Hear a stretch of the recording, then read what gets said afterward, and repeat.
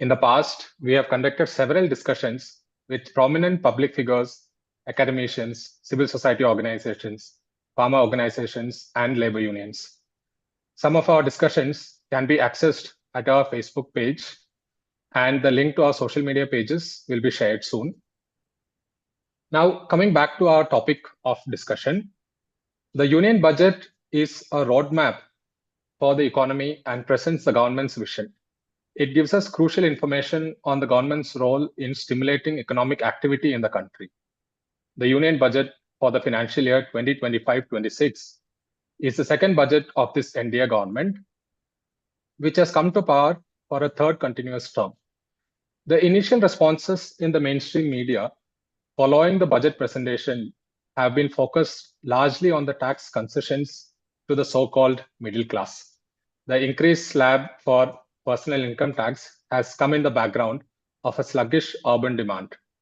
But beyond this measure, the budget also outlined several areas for taking India to a developed country or Vikasit Bharat by 2047, including a focus on the poor, youth, women, and farmers in the development process.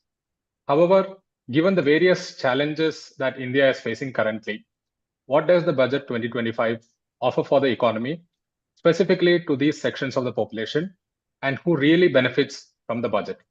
Does the fine print in the budget do justice to the rhetoric that's presented as a roadmap for India? Our session today deals with these questions. We organized this discussion to unpack the budget's numbers in the current economic context. Our guest today is Professor Surajit Mazumdar from the Center for Economic Studies and Planning, Jawaharlal Nehru University, New Delhi. He has worked extensively on political economy, Indian industrialization and corporate sector, and globalization, among other topics. Professor Surajit Mazumdar is not new to Bangalore Collective. He has shared his insights on several previous budgets for us, including in an online discussion held soon after the budget 2024. He had helped us demystify the messages lying between the numbers back then. We look forward to an engaging session with him today too. Welcome, Professor Surajit Mazumdar. The format for today's session is as follows. We have about 40 to 50 minutes of a presentation by the speaker, followed by the Q&A session for about 10 to 15 minutes. Members in the audience with questions are requested to type their questions in the comment box. We'll be taking them up after the presentation. Over to Professor Surajit Mazumdar now. Thank you, Deepak. So let me share my slides.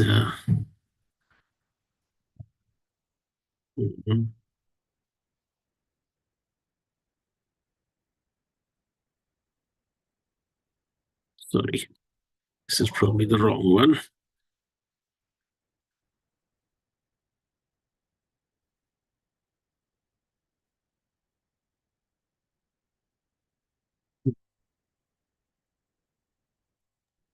Just a minute, there's some problem with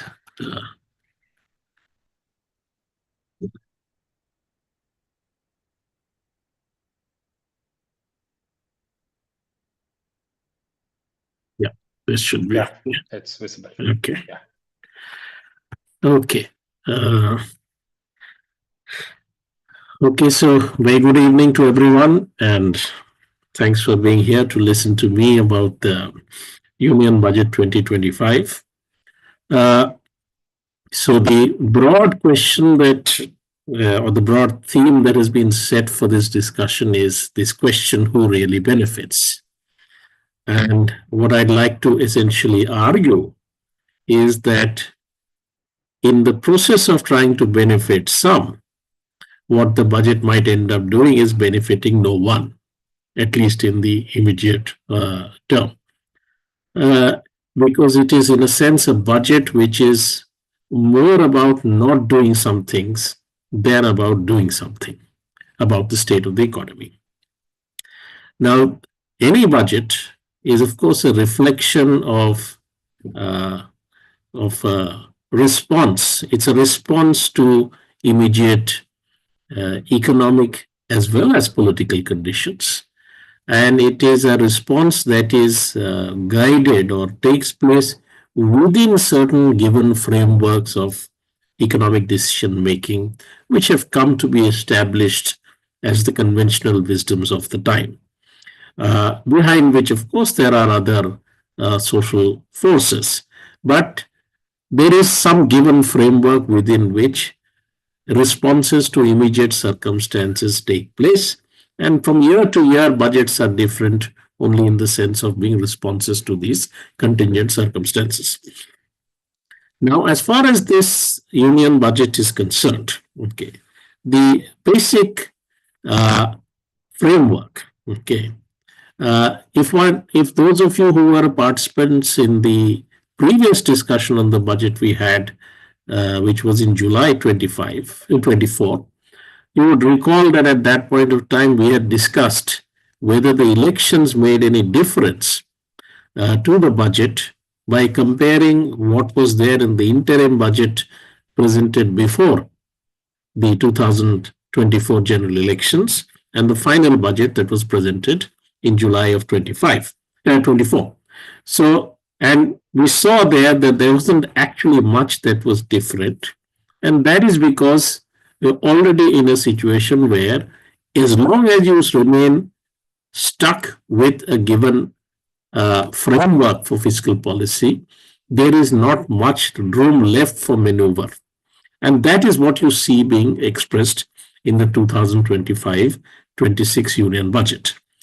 So the budget documents have these statements on fiscal policy, which is a requirement of the Fiscal Responsibility and Budget Management Act of 2003. That particular FRBM Act itself defines the broad framework of fiscal policy in this country that has been followed by successive governments.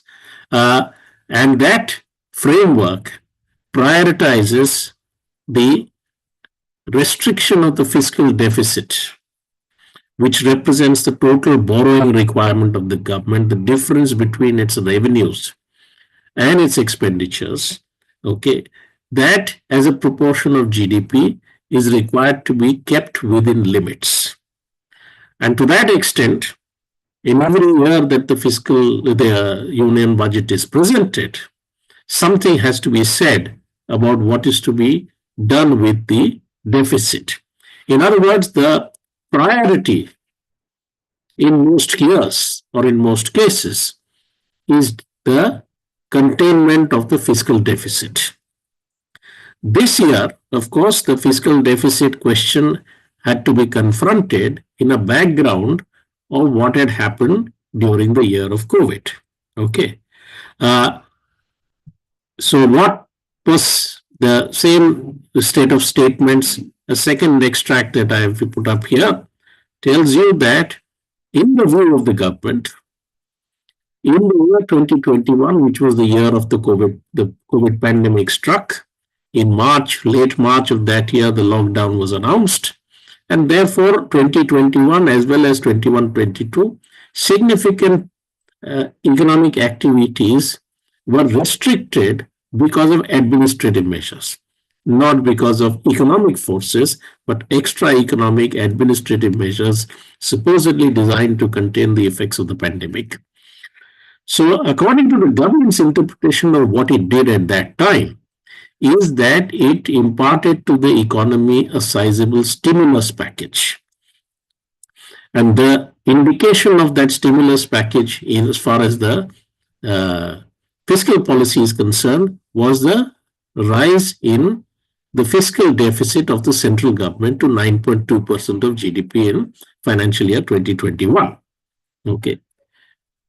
In the very next year, 21-22, the finance minister announced that this fiscal deficit will now be sought to be reduced successively through successive measures, and the target for 25-26 that was placed in that time was 4.5% of GDP. And you see in the 25-26 union budget, a target of 4.4% of GDP has been set as the target that is to be sought to be achieved. And the previous years, fiscal deficit has also been was 4.8%, which was in line with what had been proposed in 21-22. So what you see is a continuation of an objective of reducing the fiscal deficit, okay, presumably because the government's conclusion was that the stimulus had to be, that is, it was retreating from what it claimed was a stimulus that it imparted to the economy in 2021.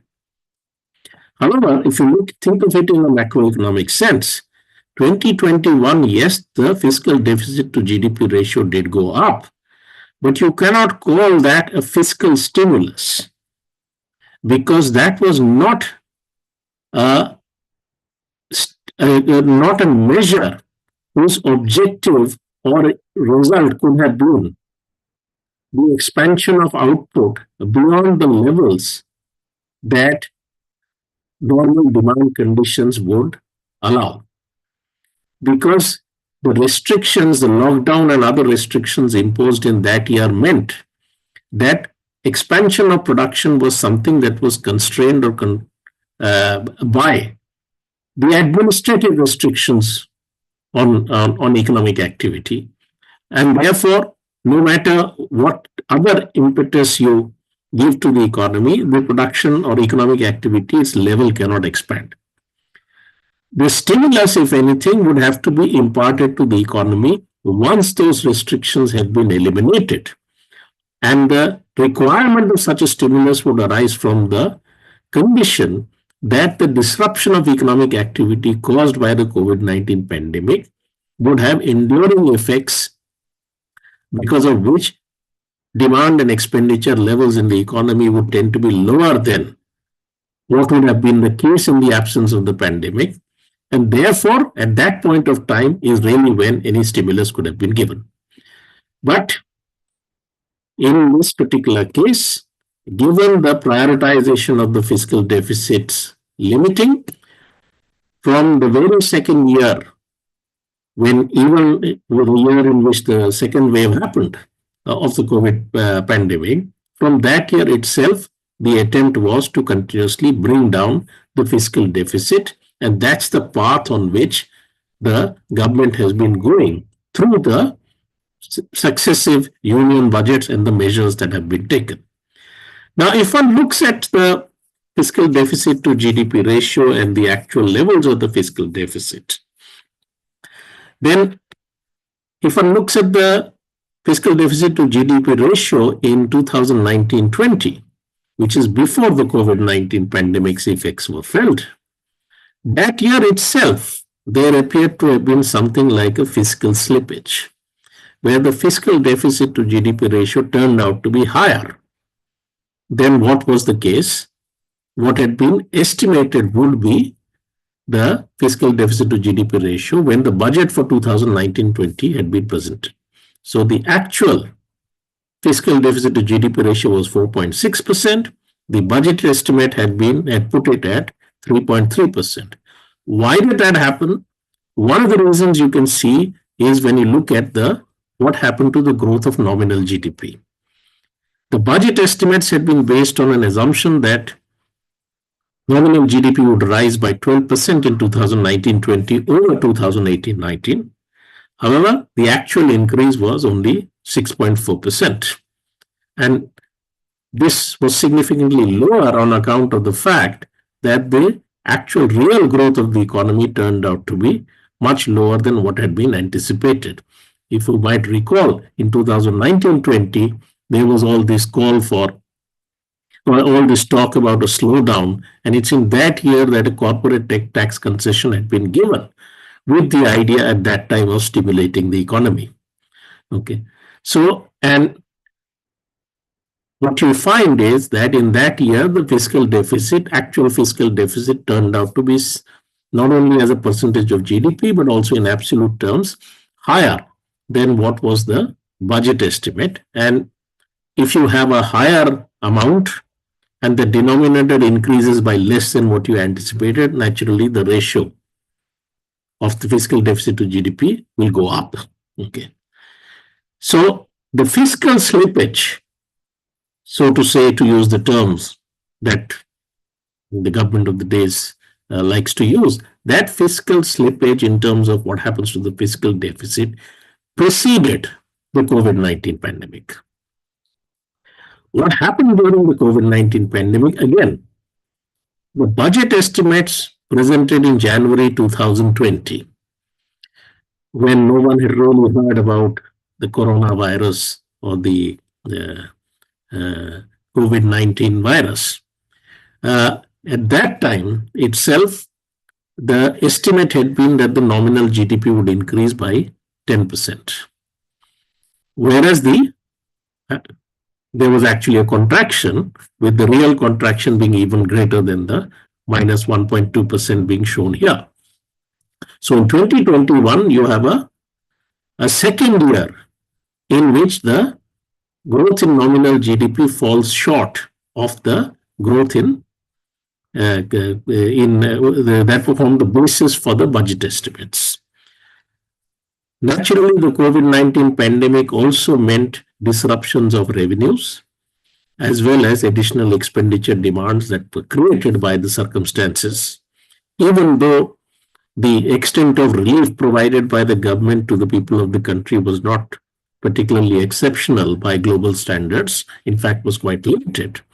Despite that, of course, given that both sides of the equation, the revenues as well as the expenditures, moved in opposite directions, you had, of course, the actual fiscal deficit also turning out to be larger than what had been budgeted. Okay, but the increase in the fiscal deficit compared to what was the case in 2019-20 was much less than what was the increase compared to the budget estimate for 2021. So that's the background to that 9.2% fiscal deficit to GDP ratio that the finance minister refers to, or the fiscal policy statements refer to, as the context from which a process of continuous reduction of the fiscal deficit begins. And every year, a target is set to reduce it a step further. And this is precisely what is being done now. So the fiscal deficit to GDP ratio, as you can see in the actual figures, as well as the budget estimates, each year coming down. And what you find is that the actuals have tended to remain under what was budgeted. Okay, so at the end of the day, the actual fiscal deficit to GDP ratio after 2021 has gone according to plan. Slightly better than the plan, because it is never higher, it is lower than what had been budgeted. But look then at the first two columns.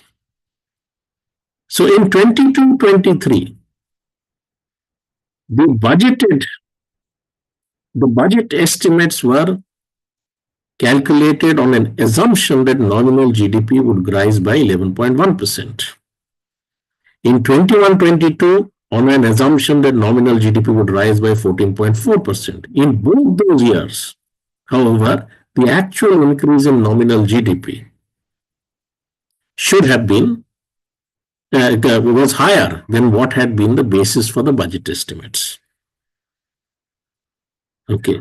Now, if the growth of nominal GDP is higher, okay, then you achieve the target if the increase in the fiscal deficit compared to the budget estimates is not disproportionately high, and that is what happened. So in both those years, 21-22 and 22-23, the actual level amount of the fiscal deficit turned out to be higher than what was the budget estimate.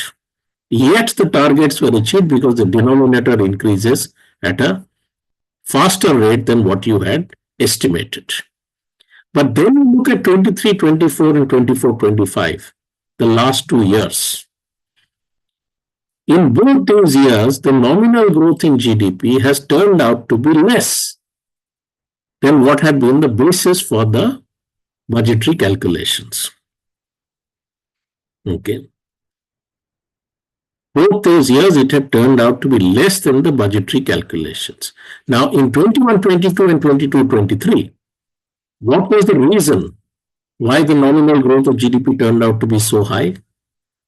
Not because the real rates of growth of the economy were very high, but because inflation rates were high.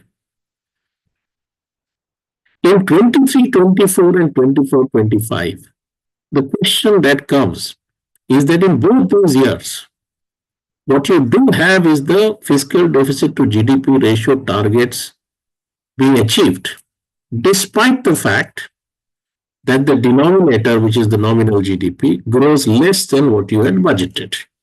So you achieve that by ensuring that the actual fiscal deficit turns out to be lower than what you had budgeted. Okay, so what you can see is that the fiscal deficit is allowed to adjust according to what is happening to nominal GDP, deviate from the budget estimates, upwards or downwards. In the last 2 years, it's been adjusted downwards. That is, the fiscal deficit at the end of the year is lower in absolute amount than what was there at the beginning of the year. This was the necessary condition to ensure that the fiscal deficit to GDP ratio is within the limit set by the target in the budget estimates under circumstances where the growth of nominal GDP is less than what you had based your budget estimates on. Now, a similar increase in nominal GDP is being assumed for 25-26. But I want to draw attention to this sharp decline in the growth in nominal GDP in 23-24 and 24-25. So, in the impact of the COVID pandemic was, of course, to increase the rate of inflation, okay, and reduce the effective rate of growth of production. So if one compares 2016-17 to 2019-20, and then with 2019-20 to 2022-23, you see this effect that the nominal GDP increases more in the second period, but the real GDP increases by only half. Okay. So less than half of the increase over the same 3-year period. So the effect of the COVID pandemic was to reduce the real output growth and to increase the rate of increase in prices. That was what was the original effect that we saw. So which of these has changed between in 23-24 and 24-25? This is the important question because that tells us something about what is the underlying macroeconomic condition. Now, if you look at the monetary policy of the Reserve Bank of India, okay, which follows the principle of inflation targeting, which means that the rule there. So in the case of fiscal policy, you have a rule about fiscal deficit. In the monetary policy, you have a separate rule, which is that the interest rates in the economy have to be adjusted via the adjustment of the repo rate, RBI's repo rate, upwards or downwards, depending upon whether you want to stimulate growth or you want to control inflation. The assumption underlying inflation targeting is, of course, that you have either one of those problems. Okay. Now, if you look at monetary policy, in February from 2020 to February 23, you have successive increase in the repo rate, which is clearly a response to a rise in the inflation rate. Okay. So the rise in the inflation rate induces a monetary policy response where you increase the repo rate. In February 23, this is raised to 6.5%. And since then, the repo rate is held at that point, both in 23-24 as well as 24-25. So the RBI's monetary policy is responding to what, according to RBI, the policy, is a condition where the inflation rate is high. That is why you're maintaining the repo rate at levels that are higher than what prevailed previously. If this is correct, then that means that the adjustment in 23, 24 and 24, 25, the reason why you get a lower nominal rate of growth of GDP should be that it is the real growth is actually low. The macroeconomic reality is that the real growth is low. However, when you look at the understanding about the GDP growth rates that emerge from India's national account statistics, the real growth is much higher. Real growth has not come down or is not low. It is the inflation rate that has come down. So the implicit inflation rate in GDP calculations in 23, 24 and 24, 25 are exceptionally low and much lower than the consumer price based inflation rates on which RBI is basing its monetary policy. And this poses a question. Is it that there's some problem in the way in which the nominal is converted into real as far as GDP estimates is concerned, which is resulting in this? Or is it that the inflation rate is actually this low? If the inflation rate is actually this low, the RBI's repo rate means that the real interest rates in the economy are exceptionally high. So how does the economy grow rapidly with high real inflation rates, real interest rates? So in that way, there is a bit of a paradox. Okay. And no attempt has been made to try and resolve this question as to whether this, what we are actually getting in terms of GDP estimates of real growth in the economy, are they getting exaggerated by the way in which you factor in changes in prices in GDP calculations, which are giving you an implicit inflation rate considerably lower than what the consumer price inflation rate is showing. So to understand the effects, implications of that, just imagine that the inflation rate is 5%. That's the minimum that is, I mean, it has tended to be, the CPI based inflation rate has tended to be at that level or higher for most of this period.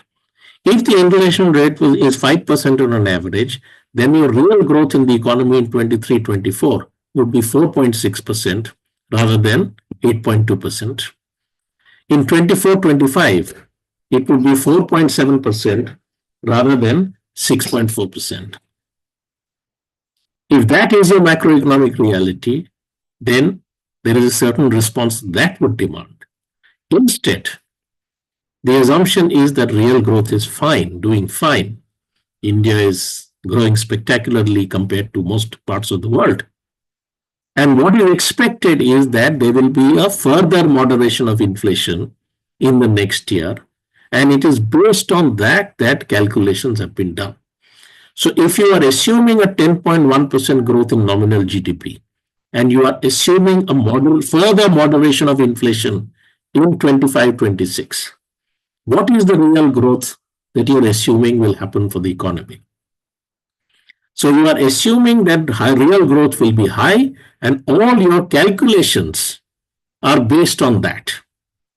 And therefore, you are assuming that your fiscal measures will have no impact, or you do not need fiscal measures in order to push up the rate of growth of the economy, because the rate of growth is doing fine. Now, having said that, so please keep in mind that the assumptions underlying the Union Budget for 25-26 is that real growth is doing fine and inflation is under control. And inflation is expected to moderate further. Therefore, you can safely prioritize the reduction of the fiscal deficit because no stimulus really is required. That's the underlying assumption of this budget. Now, this reduction in the fiscal deficit that has happened through successive years, what is the method by which it has happened? So if you look at these two graphs, the left hand side shows you the absolute amounts of the revenue receipts and total central expenditure.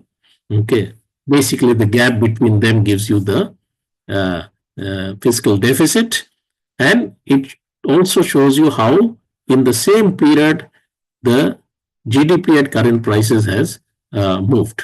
Okay, so on the left side what you have are indices. That is, we take 2019-20 to be the base year for each of them. So we give the value 100 to each of them, and then we see how relative to that figure in 2019-20 they move. And on the right side you have the revenue receipts and the central expenditures as proportions of GDP. Now you can see that in 2020-21, if you look at the revenue receipts of the center, it's not a fall. It's maintained at the same level as 2019-20 almost. There is a increase in the expenditure, and that's what is causing that particular gap to the fiscal deficit today. But while the revenues don't fall, the revenues don't increase either. So the part of the contribution to the deficit is the revenue impact of the economic disruption that is caused by the administrative measures taken to contain the pandemic. But subsequently, if you see the trend, what you find is that the revenues have growth has basically outpaced the growth in GDP. So revenues have recovered faster than GDP has recovered.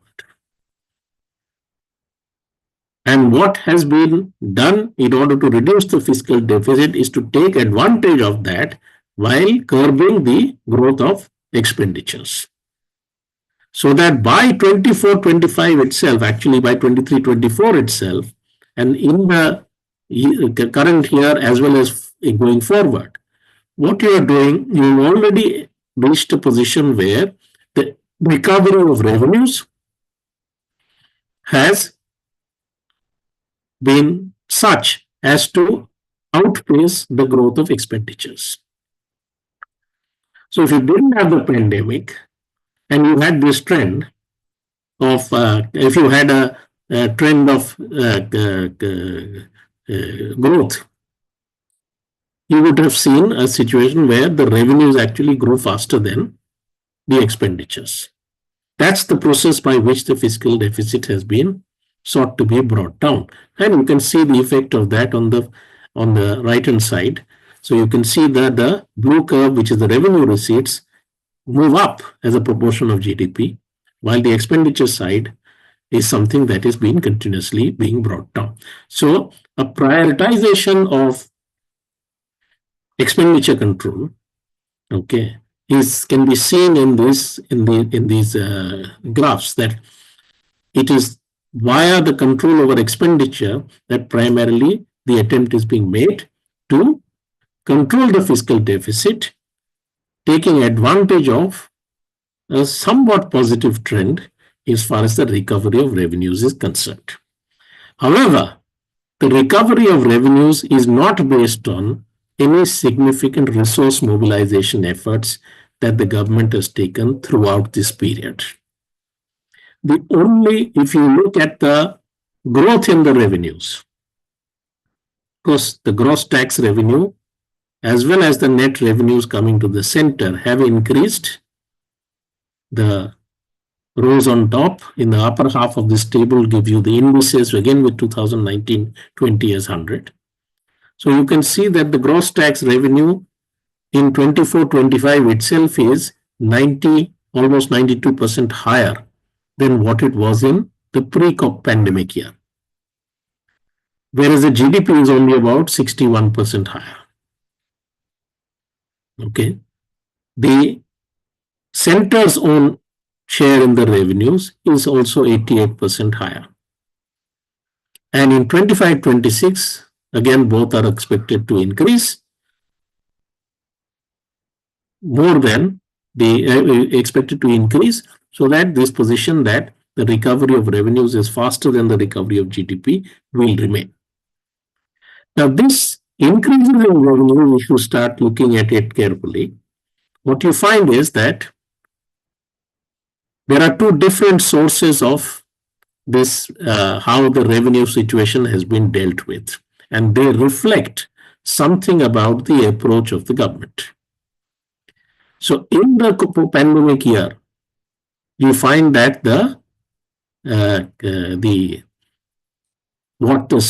if you look at the pandemic year, what you find is that the assignment to states comes down, but the center's revenues are actually 5% higher in 2021 than in 2019-20.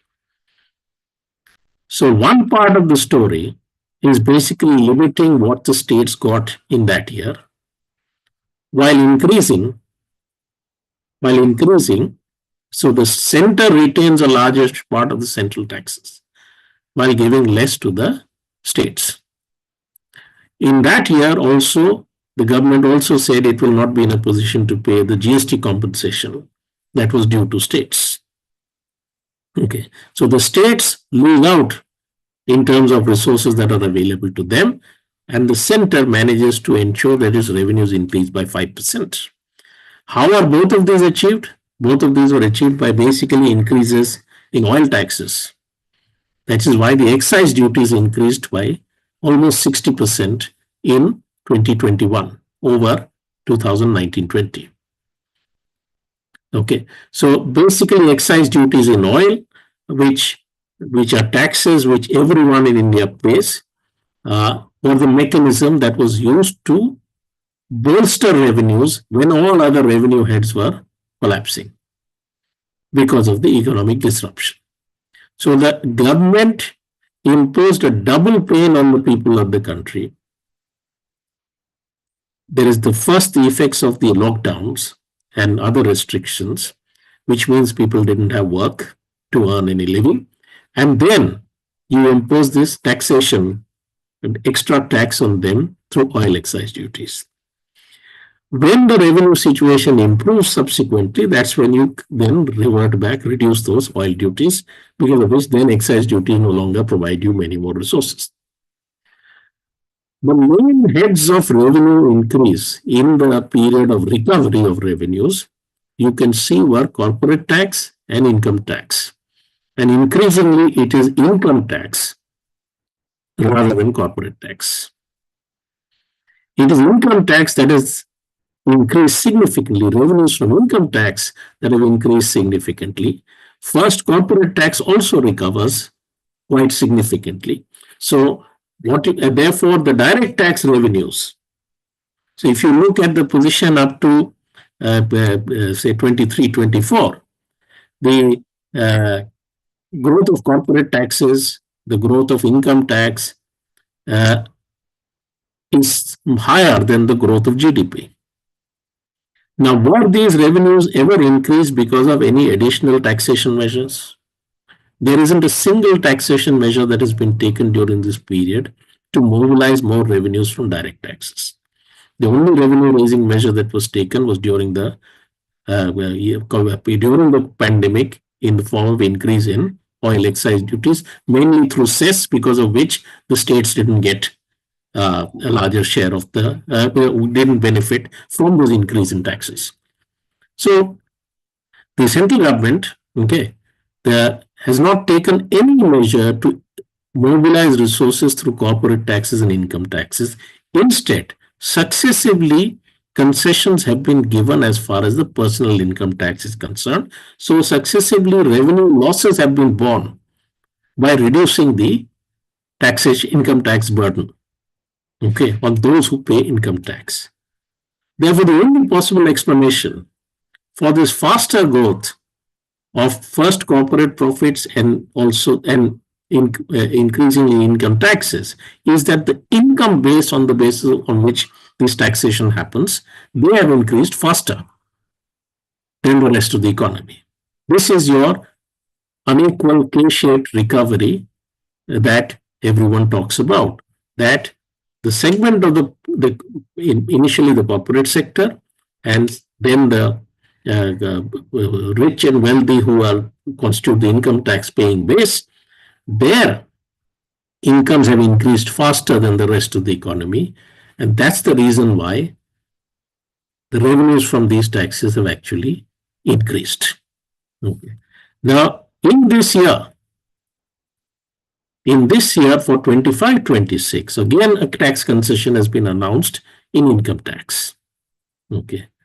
But if you look at this particular year, the first noticeable thing here is that as far as corporate taxes are concerned, okay, in the budget estimates that were made in July of 24, the government assumed that corporate taxes would increase by 10.5%. But when the revised figures have come for this year, if you compare it with the revised figures for 23-24, which is what was known at that time, or with the actual, you find that the actual rate of growth of corporate tax is lower and lower than the increase in nominal GDP. That means it appears that the process which was driving up corporate profits and providing the base for that increase in corporate tax revenues, at least in 24-25, seems to have slackened. But the government still assumes that almost a 10% increase will take place in corporate taxes in the next year. Despite the income tax concessions, in the case of income tax, you have the opposite. Government assumed a 16% increase in income tax. The actual increase has turned out to be over 20%.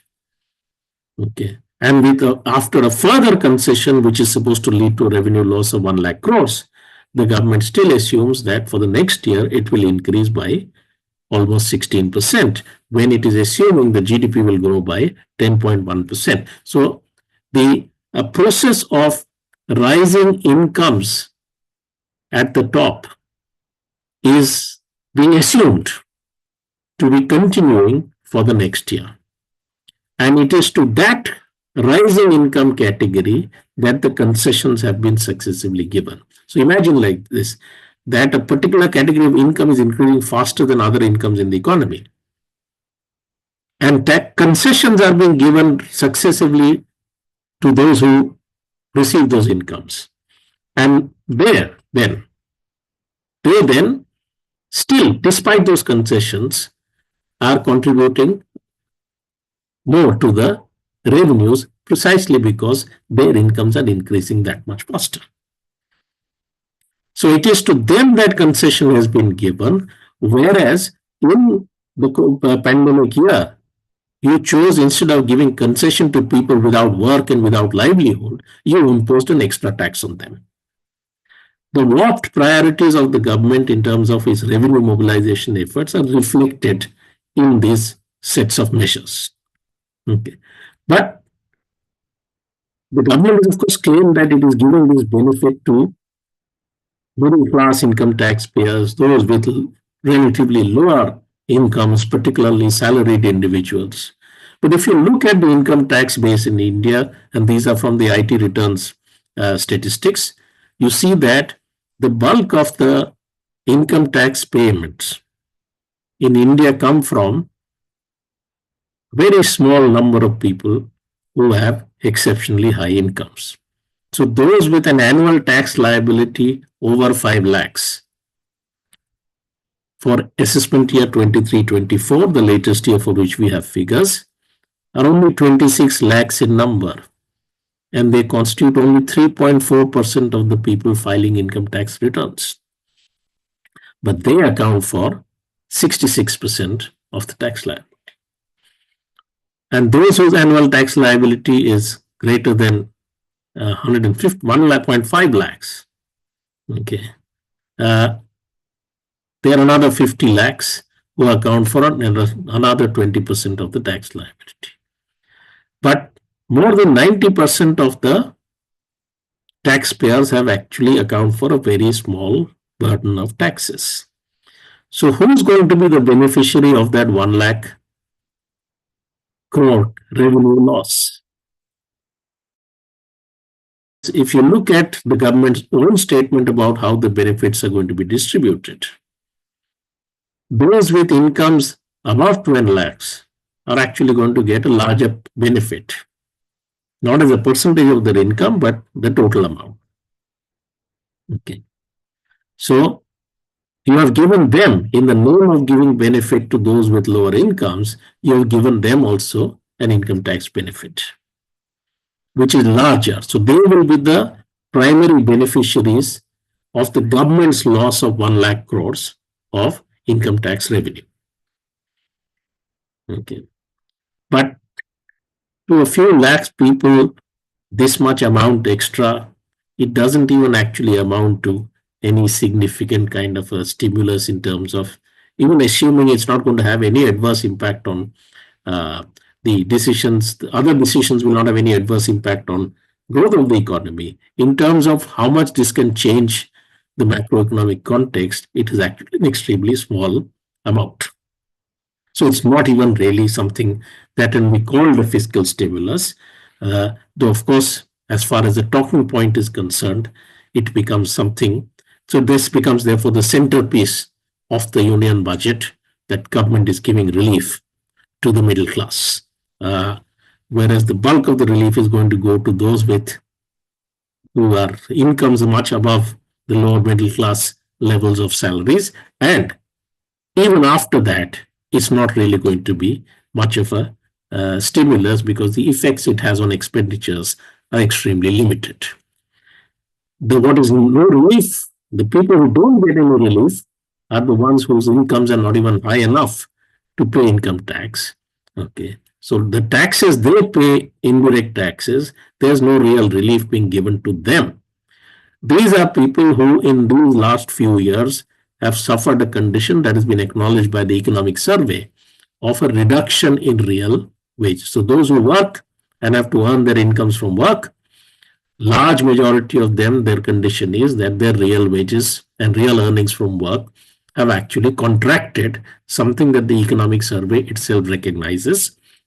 You can see all the categories of incomes in nominal terms, their movement over the last few years have kept them below what would have been required to keep the real incomes constant, which would mean that they would have to track the consumer price index, which is the green curve. Every one of the earnings is less than that. So this is the other side of the K-shaped recovery. So one category of people have had to adjust to lower levels of income post-COVID pandemic. Another category of people have seen a exceptionally high, sharp recovery. So you give relief to the second category rather than to those with low incomes, okay, including through the measures on the expenditure side. You have not prioritized in any way the interests or the requirements of those who are suffering from this contraction of incomes. So if you look at the expenditure side of the budget, because of the prioritization of the reduction in the fiscal deficit, okay, if you are going to give, already you have a situation where many of the tax rates are exceptionally low, even when you compare India with the rest of the world. If on top of that you're going to give concessions, you never will have the revenues, requisite revenues, which will allow you to spend significantly if your objective is to keep the fiscal deficit not only in check, but to continuously reduce it. In order to continuously reduce it, you have to keep the growth of expenditures below the growth of revenues. And if that is the objective that you're pursuing, and you're not taking any measures to mobilize revenues, increase the revenue base of the government, then that means that expenditures will also have to be compressed. In this budget, we see it firstly in terms of what happened last year, which is that the total expenditures that the government is going to be making in the financial year that is ending are going to be less than what they had budgeted in the previous year. The bulk of, if you see the actual changes, if you compare the changes, what you find is that except for the establishment expenditure of the center, where the expenditures have turned out to be higher than what were budgeted, all other heads of expenditure, no matter how you categorize it, have been cut. So central sector schemes, etc. Interest payments turn out to be less, but you can't take advantage of that by to spend more on other items. And the transfers that the government makes to the states. So one part of the expenditure of the center is what the center itself directly spends. The other part is transfers from the government's budget or the expenditure side, different from the revenue transfer to the states from the central taxes. Government spends, its expenditure is basically a transfer to the states, which do the final expenditure. You find that that's where the big cut has happened in 24-25. Okay, and when you look at the other categorization, revenue and capital expenditure, in both cases, again, you find that there has been a cut in both revenue expenditures as well as capital expenditures. So this is the process by which you ensure that the fiscal deficit target is met when the revenue receipts have fallen short of what you budgeted for. Okay, so you adjusted the expenditure side in this form. So despite the increase in establishment expenditure, the fiscal deficit has turned out to be lower than what had been budgeted, and therefore, as a proportion of GDP, it has also been within the target that was set last year, despite the nominal growth in GDP being low. So expenditures have been adjusted to ensure this happens. One consequence of this has been the loss that states have suffered. So the expenditure constraining policy has been also transmitted to states. Even though this year the states got additional revenues, additional amounts because of their share in taxes, in central taxes. So the state's share in taxes went up compared to what had been budgeted. But in the other transfers to the states, an even larger cut was imposed so that the total transfers to the states have turned out to be 73,000 crores less than what had been budgeted. And in all these cases, it's on those cut levels that you have modest increases being made for the next year. So nothing much is being, no real stepping up of expenditure is happening. Instead, what you're trying to do is to adjust the fiscal deficit by basically acting on the expenditure side. On the revenue side, you're only giving concessions. So if you give concessions to revenues, then correspondingly expenditure cuts have to happen, because if you're trying to reduce the fiscal deficit and that deficit will of course increase because of any revenue loss that you incur because of concession. To compensate that, you have to also correspondingly cut expenditures, and that's where most of the action is happening. Not an action that you would do if you're interested in giving a stimulus, but an action that you would do when you're trying to actually restrict or the growth of demand and expenditure in the economy. Now, if you look at the heads of expenditure of the government, you see here too, if you just look at the heads of expenditure in the first column where there has been a cut compared to what was budgeted. Rural development, food subsidy, education, agriculture and allied activities, urban development. These are all heads in which not only has there been a cut in 24-25 compared to what was budgeted, they are also cut compared to the actuals for 23-24. So that is, it's a cut compared to the previous year, not just compared to the budget estimate. Okay. So other heads also have seen cut: health, energy, social welfare, development of Northeast. So several heads where expenditures which have significance for the working people of the country, you can see that there have been, it's easy the government's cuts very easily. Okay. And if you look at the last few columns and see all of these heads as percentages of GDP, you can see how insignificant in any case these expenditures are. Almost all the heads are less than 1% of GDP, except for defense and interest payments. Okay. Almost all other heads are less than 1% of GDP, and it's on those measly expenditures that you're imposing cuts, and your allocations then for 25, 24, 25, 26, the next year, are also low. In fact, the heads, if you look at the heads in the green rows, the heads which did not experience a cut in 24-25 are being cut in 25-26. Okay. In the case of fertilizer subsidy, you can see that though there was no cut compared to the budget estimates, there was a cut compared to the expenditure on fertilizer subsidy in the previous year, and a further cut is being proposed for 25-26. So all these different heads of expenditure which have meaning or relevance to the people of the country, their cuts are being imposed, and the effect of the prioritization of expenditure control on as a means to achieve the budget fiscal deficit targets can be seen in terms of what is happening, who gets the benefit of tax concessions, and who gets to bear the loss in terms of the expenditure side of the budget. Okay. Now this is of course 5 minutes more. Yeah, I'll finish in 5 minutes. Okay. Now all of this, of course, is a fiscal policy approach which justifies itself on the basis of the assumption that this will ensure that private investment will happen and drive the economy.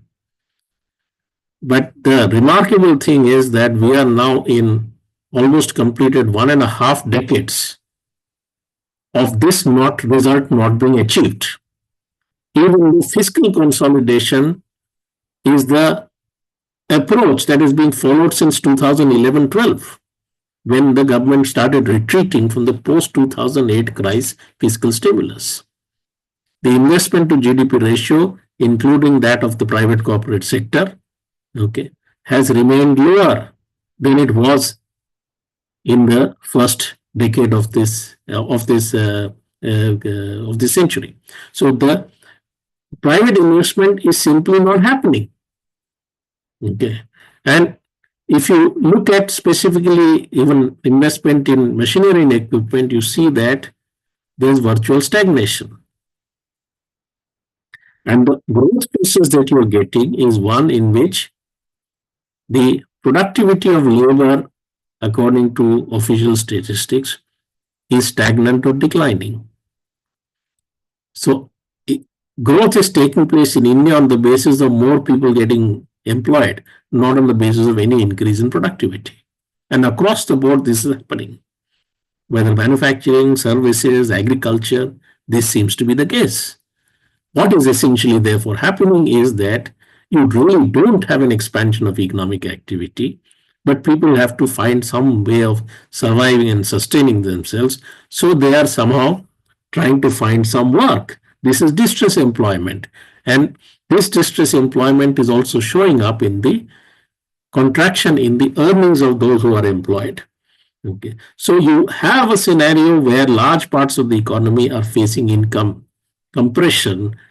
They are not therefore able to generate that demand, and therefore the economy actually is facing a demand constraint. But because you've assumed that growth is fine, you are not even interested in increasing expenditure. So neither will fiscal policy be used to expand demand, nor will fiscal policy be used to redistribute income from those who are cornering a large part of it to those who have much less.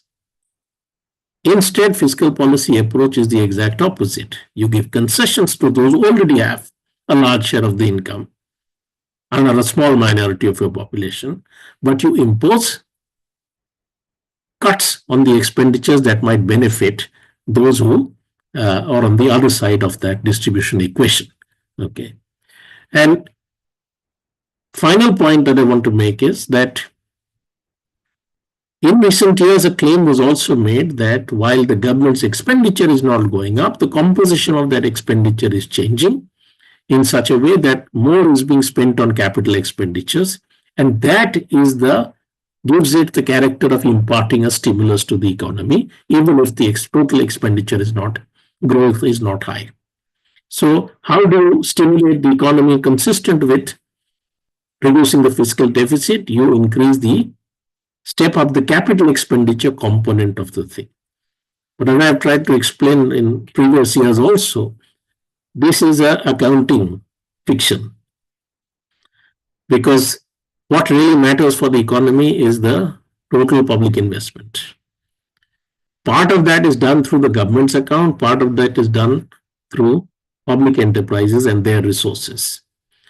You take away the resources of public enterprises into the government's budget under non-tax revenue, and you reduce their capital expenditure out of their own resources, and you raise what is being shown in the government's account, and then you claim that you're spending more on capital expenditure.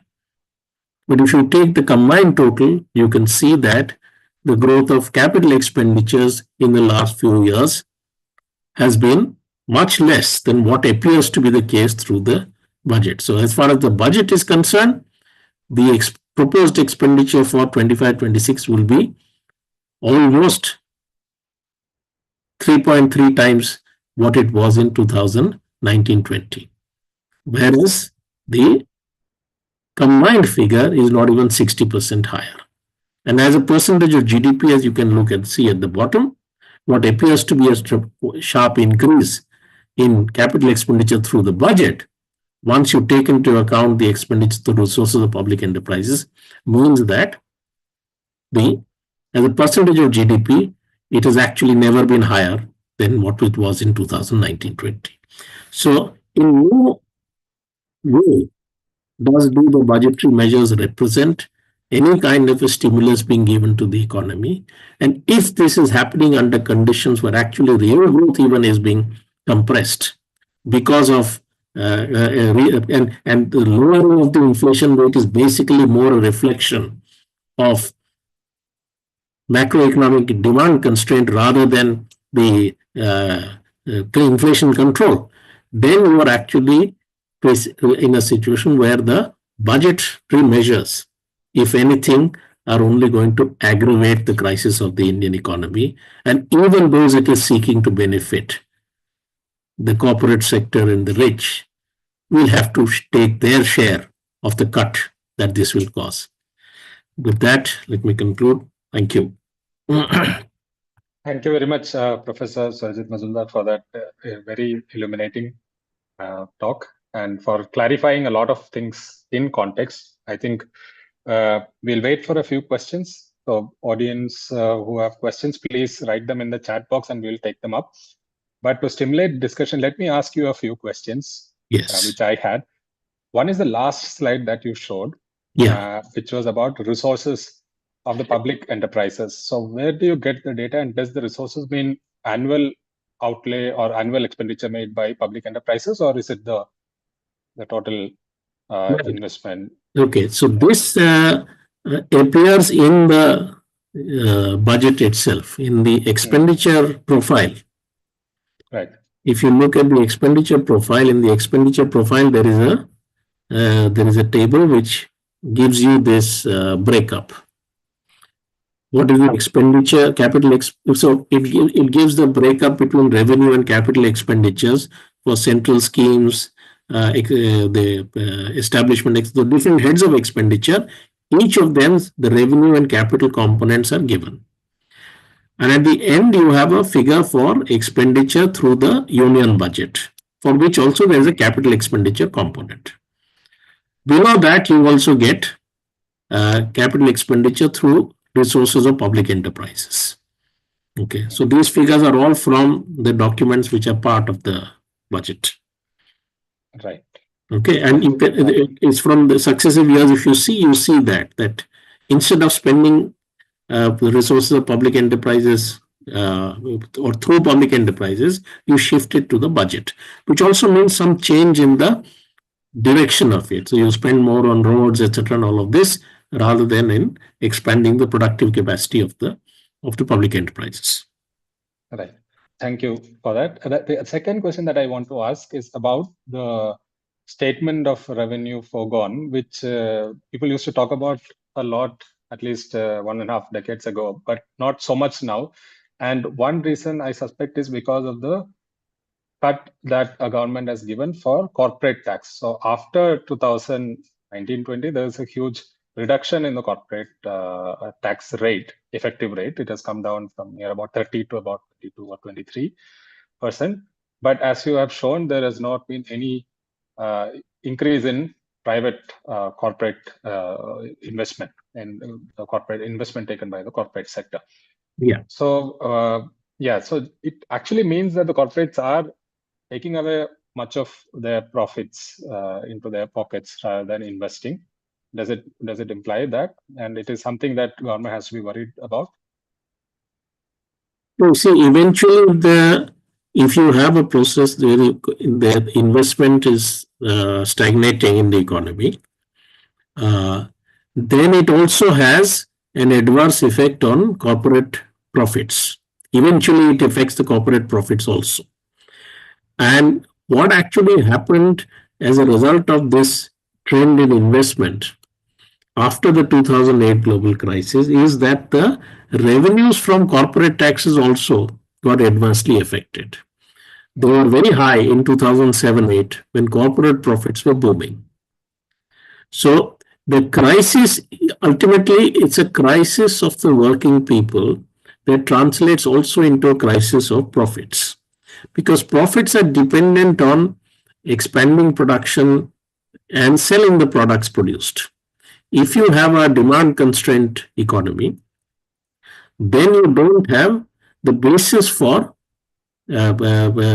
selling an expanding quantity of products. That has an adverse effect on the investment also. And the investment then adds to the demand constraint insofar as it's an expenditure which also creates demand. The worst effect of this you see in the industrial sector, and industrial production has been stagnating for the last decade and a half. So the adverse impact of this eventually shows up on profits, and therefore the revenues from corporate taxes are in addition to any concessions that you get. So like in the case of income tax, income has grown faster. So what you basically had is that post the COVID pandemic, you had a kind of benefit to the corporate sector in terms of its profits, as well as to high income groups, that was less a result of expansion of production and more a result of redistribution of income in their favor by basically making working people adjust to a lower level of returns to their laboring activity. So their share comes down, that of those with property and assets increases, and for a period of time you get the effects of that on the direct tax revenues. But eventually, the fact that you have pushed larger part of the population further out of the market, because their incomes are reduced, they will constitute an even smaller market than they did previously. Eventually, this process of recovery is also temporary, and therefore they will also. You see, corporate, you can reduce your tax burden. I mean, you can increase your profits in two ways. Post-tax profits. One is by reducing your taxes, the other is by increasing the volume of profits. So the attempts to reduce the taxes by reducing the rates eventually has this effect via the restrictions on expenditures that are also simultaneously imposed, is that the volume of profits also gets adversely affected. And I think we are seeing the signs of that in this 24-25 year. That's why the corporate taxes this year have turned out to be much lower than what had been budgeted. Right. So, Right. Thank you for that. We've got 2-3 questions in the chat. One is from Govind Menon. He asks, as per Sri Rangarajan, gross tax revenues are diminishing. Only bright spot is non-tax revenue increasing, which is due to RBI and PSUs. It is not another sign of importance of PSUs. And then he asked 2 other questions related to it, which is about GDP. How reliable is GDP and the implications of purity of data due to a delay in census. I think delay in census also comes up because most of the social sector spending has been stagnant, and part of the reason could be that census is not being conducted. Yeah. Okay. So, as far as gross tax revenues are concerned, it is true that if you look at the period after 2007-8, 2007-8 is the peak revenue to GDP ratio of central and state governments combined, and also for the tax revenues to GDP ratio. And since then it's been struggling to recover to that level. Okay. So, the basic problem, therefore, which is there as far as the fisc is concerned, is really on the revenue side. Okay. The inadequate mobilization of revenues. In the normal course, if your per capita income is increasing, then you should expect the tax to GDP ratio to also go up. Not just that the taxes increase, absolute amounts increase because of increase in the underlying base, but also as a ratio of GDP, you should expect, and particularly direct taxes, to go up. The fact that it's not happening is because of the fact that you have not been making the efforts to take advantage of the revenue mobilization possibilities that exist because of extreme reluctance to actually tax the corporate sector and the rich. So, because of that, you are not making use of the revenue mobilization efforts, possibilities. And because your revenues are not adequate and you want to prioritize the reduction in fiscal deficit, you are not willing to spend either. So, but the real problem is on the revenue side, not on the expenditure side. It is not that the government spending is too much. It is the government spending is inadequate because the revenues are inadequate. But no measures are being taken to address the revenue side of the problem. 2007-8 to 2024-25, it's almost 2 decades. The tax to GDP ratio should actually have gone up in this period significantly. Instead, it is not being able to reach the 2007-8 levels itself. It is true, and that is the point that I wanted to stress, that the real issue is on the revenue side, and there are 2 parts there. One is the quantum of revenues. The other is that quantum of revenues is low because of also the structure, that you get 2/3 of your tax revenues from indirect taxes and only 1/3 from direct taxes. So indirect taxes are a burden on everyone. So your tax structure is regressive. And of course, beyond the point, how much tax will you extract from those whose incomes are in any case low? Even if you want to, there isn't much that you can get there. If you therefore do not tax those who have high incomes adequately, you're never going to have enough resources. So that's where the real problem is. And as far as non-tax revenue is concerned, non-tax revenue, most of it really is a transfer within the public sector. So if you take off profits from public enterprises and transfer it to the government account, it is government income. It's not the same thing as tax revenue. So that doesn't really affect the overall revenue situation as far as the public sector is concerned. About the data issues. About the data. So GDP, on the question of GDP, there are several issues that are there. I wouldn't have time to go into all of this, but GDP, of course, is not in itself an adequate metric for measuring the health of the economy. But even GDP calculations, and particularly the real growth of GDP, There was already a controversy that the real growth was being overestimated. This existed before the COVID-19 pandemic and before demonetization and introduction of GST. There is also the possibility that demonetization, GST introduction, as well as the lockdown have disproportionately affected the unorganized sector of the economy. Your inability to account for that in your estimation means that a second source of overestimation of GDP growth was introduced.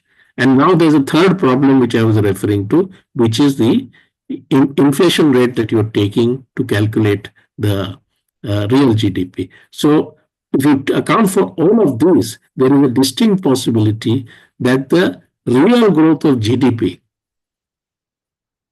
and what the national accounts data are showing, between them, the possible gulf is immense. Okay. So actually, there is a real serious problem, even as far as growth is concerned, which is simply being evaded by this. No one is even willing to explore whether there's a problem in the data. I mean, at least the official position is the data is fine. There is no issue with the data. Yeah. So shall we move on to the other questions? Yeah. There's one question by Nenu Suresh on how does the government estimate that direct tax collection would increase despite projecting a fall in income tax revenue by 1 lakh crore? Is it realistic in any way? No, so it's not projecting a fall in income tax revenue by 1 lakh crore. What it is projecting is that the negative revenue impact of the tax concessions will be 1 lakh crore. So if you didn't give the that tax concession, there would be a certain increase in the income tax revenue. After that concession, the increase will be less compared to that amount by 1 lakh crore.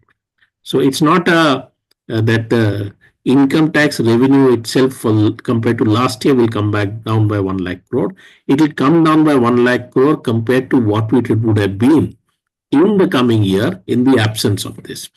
However, there is an issue about whether this is a realistic estimate, because you're still assuming that income tax growth will be higher than the rest of the than the rate growth of GDP.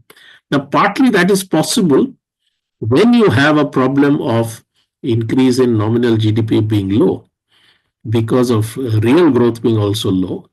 It's possible for the income tax to GDP ratio to increase a little bit on account of the fact that, so if you have the consumer price index based inflation rate being higher, and that consumer price index inflation rate determines the DA of salaried employees, then their salaries will increase at a higher rate than the inflation rate that you are calculating, basing your GDP calculations on. So to some extent, that has an effect of increasing the income tax revenues. But more importantly, what is being presumed is that the distribution process of income redistribution process is going to basically continue in the same way. But as I said, we've already seen the impact on corporate taxes. The corporate tax revenues have started slackening, and it's entirely possible that in the next year, even income tax revenues will face such a possibility. But I wouldn't rule out the possibility of government taking measures which are going to improve the incomes of the rich at the expense of others. And if that is successful, you might actually achieve that income tax revenue target. So we have two more questions, but slightly repetitive, but nevertheless, we will take it up. Pratap Kumbar has asked, what will be the effect of changing income tax and rebate amount? Is it going to affect the cut in expenditure in welfare schemes? So welfare scheme related question. Okay, so I think the first, broadly speaking, if you are going to suffer revenue losses because of any tax concession, in a time when you are trying to reduce the fiscal deficit, there will be an impact on expenditures in general, and as a result of that, expenditures on welfare schemes are going to get hit. That's what I'm saying, that the problem is that you are adjusting the expenditures on things like welfare in order to give the tax concessions on the income tax side. But keep in mind that income tax concessions can be given to some category of income tax payers with lower income, even while increasing the income tax burden on those with higher incomes. Okay. The government has chosen not to do it, but in fact given a concession that is going to be across the board. So it is entirely possible for the government to give the same relief that it gave to those with incomes above up to 2 lakhs. But in the higher slabs, instead of increasing the points threshold levels above which the higher rates become applicable, you could have kept them lower and you could have increased the rates at the higher slabs. You could have added another slab with even a higher rate than the 30% that is there presently. You last year gave a concession to the high income payers by reducing the surcharge that was applicable on that taxes. You could have taken various such measures to increase the revenues from those with higher incomes alongside giving some tax relief to relatively lower salaried individuals. Okay.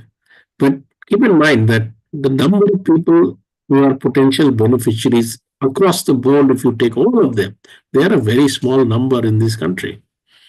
Okay, so should you be cutting welfare expenditure in order to give these concessions is a fundamental question, and the government has chosen to answer it in a particular way.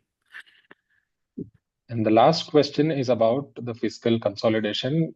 Fiscal deficit is going to be 4.4% of GDP with all this expenditure cut and revenue concession. But despite this, debt to GDP ratio is still projected to remain quite high. So if debt continues to grow faster than the estimated real GDP growth, is this fiscal strategy truly sustainable? This question is indicating or pointing towards is the fact that ultimately what happens to your revenues and therefore what happens to your debt over a period of time depends also on what happens in the economy. So suppose you spend more today. If that extra spending leads to an increase in economic activity, leads to an increase in output, and therefore an increase in revenues, then it's entirely possible that that expenditure does not have an adverse effect on your public debt. Okay. The assumption underlying the fiscal strategy is that you don't require, there is no demand constraint which requires the government to step up spending. If the government steps up spending to stimulate demand in the economy, that's not going to have any positive impact on the level of economic activity. Instead, government spending will crowd out private investment. That's the assumption. So the blind pursuit of that policy, irrespective of what the evidence staring you in the face, can actually result in the fact that the fiscal strategy is also turns out to be unsustainable. You are in a perpetual struggle to try and reduce the fiscal deficit because of the fact that the revenue side of it is being affected adversely by the unwillingness to spend. That is entirely possible, and therefore that can lead to a rise in the public debt to GDP ratio also. Right. So thank you very much. And with that, we have to wind up because it's almost 8.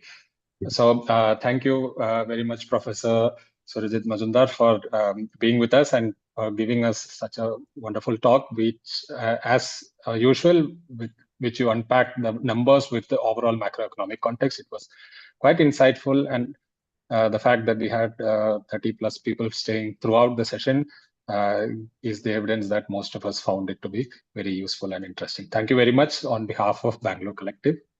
Thank you. And thank you all the audience members for being there and for posing questions. And we will have more events in future. We have just shared our social media handles in the chat. Please follow us on Twitter, Facebook, or Instagram to stay updated and to know about our future events. Hope to see you again in the coming events. Thank you, everyone. And with that, we close the session.